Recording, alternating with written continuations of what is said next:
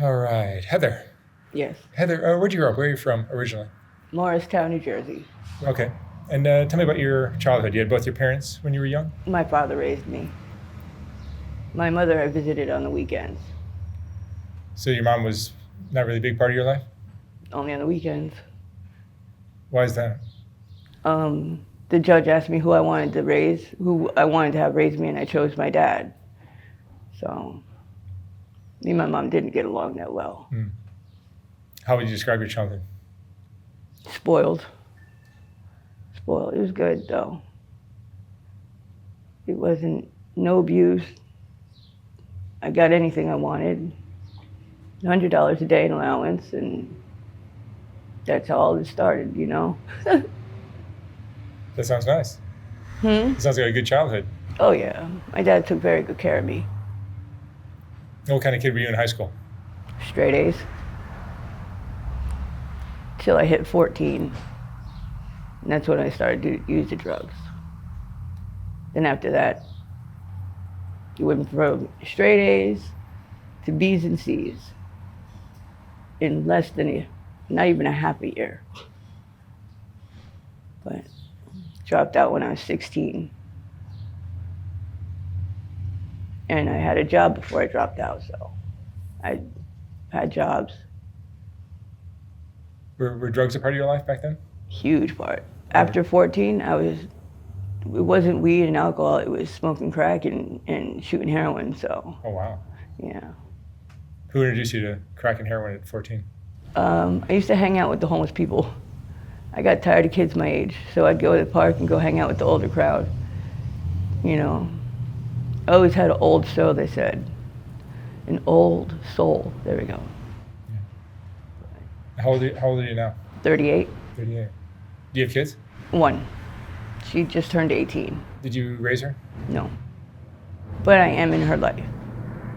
My mom raised her since she was 6 months old. And she lives with my father in New Jersey now. Last year my mom committed suicide. I'm sorry.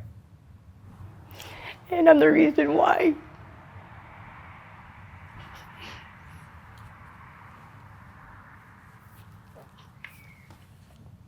But you know, a person can only take so many years of doing drugs, you know? Especially if they're on the outside looking in. Are you the only? I'm my father's only child.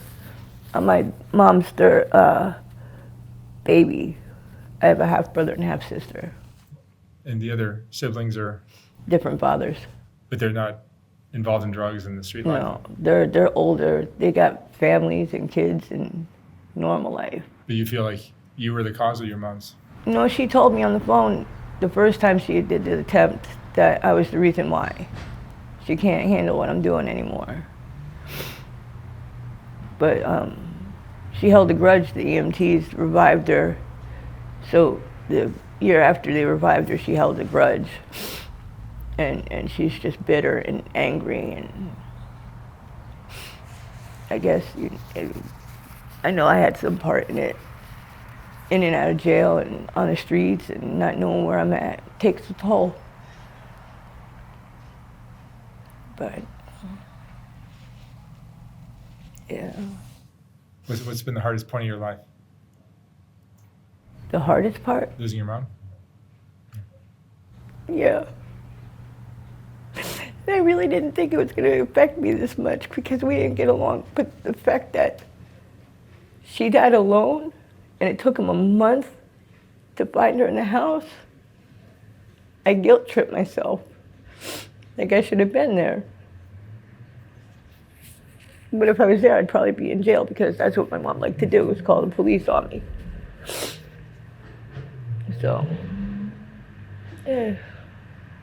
She did a good job with my daughter, though. I would give her that. How much time have you spent in jail or prison? Oh, in and out of jail for 23 years. Everything on the East Coast is felony, so from drugs to prostitution. And I started going to Rikers Island. In New York, they don't have juvenile. they don't have juvie or anywhere for kids. You just go straight with the big boys.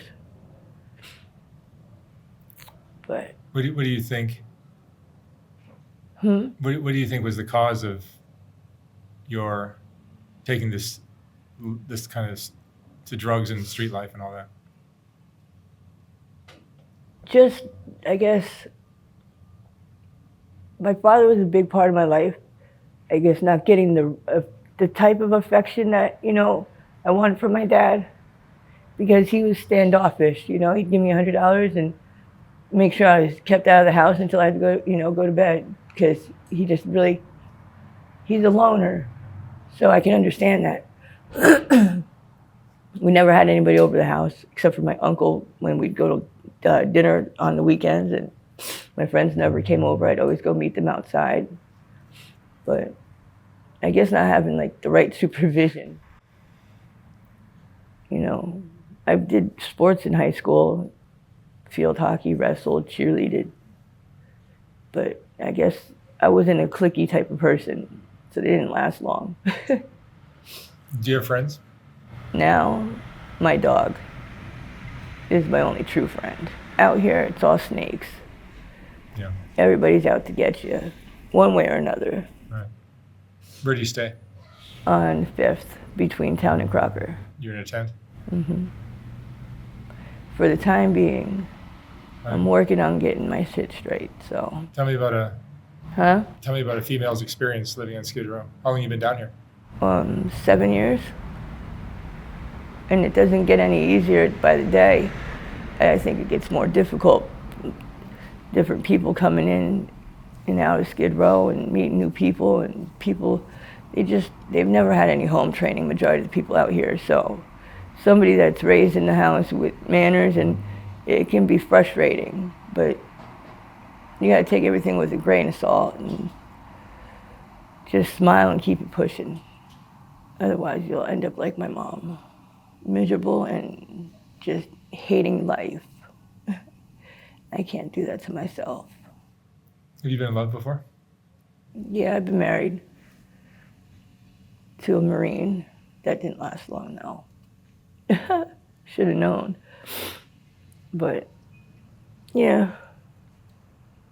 I'm in love now, but I screwed it up.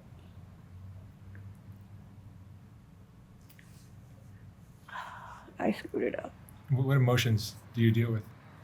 Other than the guilt of losing your mom, what emotions do you deal with?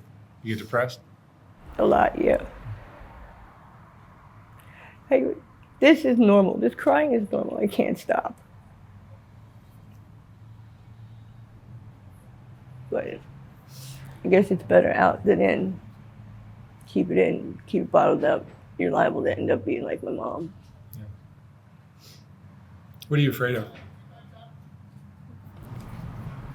Dying alone. I don't want to be like my mother, dead in a house for a month. Nobody knew she was dead. And they found her 2 days before my birthday. So now every year I get to think of my mom's death day on my birthday. But that just goes to show you how vindictive my mother is, because that was probably all planned. Nobody coming for that long, and right about when we found it, that my mom's vindictive. She was very, very vindictive. Do you feel like your life has any meaning, or ever did? It did. Right now I'm stagnant. But I gotta get out of it. I know I do. I'm working on my housing and my SSI, and once I get that, I'm gone. I'm not coming back to Skid Row for nothing. And crack and heroin are two of the hardest drugs to break free from. Crack is, it takes a mental toll on you. And heroin is physical, but I think heroin isn't really that hard. Crack is more hard because it's more mental, and you psych yourself out to want it. And the physical, you have no other choice, Mentally, you keep yourself at that pace, like, I gotta go get more, I gotta go get more, I gotta go get more. That wasn't good, gotta go get more. And living that life, I did that for 20-something years, running the streets. I'd have bags under my bags. I've been up for weeks smoking crack. I've slowed down though. I smoke a lot of pot now. The harder drugs every now and again. I don't drink, so I guess I'm on the right road to doing something right, maybe. What do you think these years of living on the streets and doing drugs, how has it changed you? Oh shit. I'm a lot more humble, you know? I never lived in a tent. I've always had a roof over my head. I come to Skid Row and it's like, whoa. Yeah, you grew up with a silver spoon. Yeah, 2 of them, shit. $100 a day in allowance. My dad was a pipe fitter and welder foreman in the union, so I had a good life. My dad made sure I didn't want for anything. Do you feel like you were ever truly loved? Yeah. You know, I know my dad loves me. It's just hard for him to say it. He's not a emotional type of guy, I guess you'd say. He doesn't show his emotions well. But my mom tried to love me, or pretended she did, up until I was no more use for her. And then she'd call the police on me and I was out the house. And she did that more after my daughter was born. And she ended up taking my daughter. Because New Jersey doesn't do temporary custody anymore, it's just full custody, and I didn't know that. Otherwise I would have kept my daughter. But my mom wanted the child support, her being greedy. But what do you think most people that don't do drugs don't understand about addiction? There's a lot to the addiction. You know, you got the physical addiction, and you got your mental addiction, and then you got your scars, you know? And me, I get high not to feel anymore. I don't want to feel. I don't want to keep crying. And I beat myself up a lot for some of the stuff that I've done. And I know I shouldn't have done it. But at the moment, you know, it was just convenient, and now I'm kicking myself in the ass. Because the only person that I had down here, you know, day by day, I'm slowly losing them. Because now I'm a liar and I'm all this, and I'm not even lying to him. I tell him the truth, I'm still a liar. And I've been with him for a year. And then I knew him before he went to jail for 3 years. So I just don't want to be alone. I don't want to die alone. That's got to be like the worst. What's your biggest regret in your life? Not finishing school. You can have all the jobs in the world, but going to school, actually, it does help. I should have finished. But me, being 16 on my birthday, my dad gave me the option. If you didn't give me the, you know, if you want to drop out of school when you turn 16, you can. If he hadn't given me that option, I probably would have stayed and graduated. But he seen I wasn't staying in class. I was always skipping class. And I guess he got tired of the phone calls from the school. And he says, if you don't want to go, but you have to have a job. I made sure I had a job a week before I dropped out, just to prove him wrong. Yep. This is what's going to end up killing. Staying out here is going to kill me faster. Whether it's the drugs or by somebody, you know, that's mad for no reason. They've been doing a lot of shooting lately, so yeah. That's one of the reasons why I want to get out of here. I'm scared I'm going to get shot in my tent while I'm sleeping. Then I don't wake up. What's the most important lesson you've learned in your life? Don't take everything at face value, because there are so many good actors and actresses and you know, they put a good face on and they take that mask off and you go, oh shit, you're totally not what you were supposed to be, you know, you were letting on to be. A lot of hustlers here.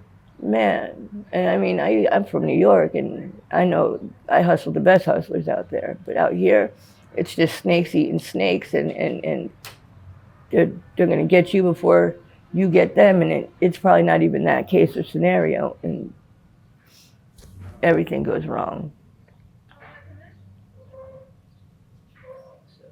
What have you learned about human nature by living here in Skid Row for 7 years?